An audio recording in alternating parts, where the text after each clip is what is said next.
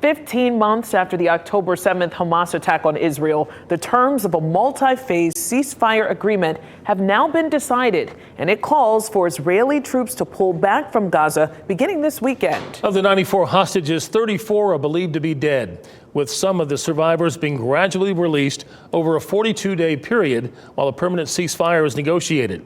Richard Engel has more from the Middle East. In Gaza, the reaction was immediate and joyful. Relief that the war is coming to an end. Crowds gathered in Israel too, but with mixed emotions. The hostages are due to come home, but in some cases, only their remains. After more than 400 days of struggle, a day of success has arrived. The deal was negotiated by Qatar, Egypt, and the United States.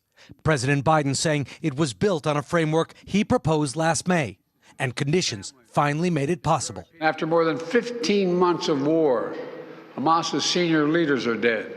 With nowhere to turn, Hamas finally agreed to releasing hostages. The deal is fragile and complex, to be implemented in 3 phases.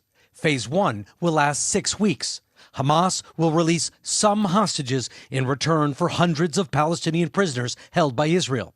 And Israel will withdraw troops from populated areas in Gaza. But a permanent end to the war and the release of all the hostages still needs to be negotiated. Jimmy Miller's cousin and her children, a 10-month-old baby and a 4-year-old boy, were kidnapped. I will believe to everything when I will see it in my eyes that it's happening. I will believe it only in the second that I will see. This latest conflict began on October 7th, when Hamas massacred 1,200 people in Israel and took more than 250 hostages. Among them, 12 Americans.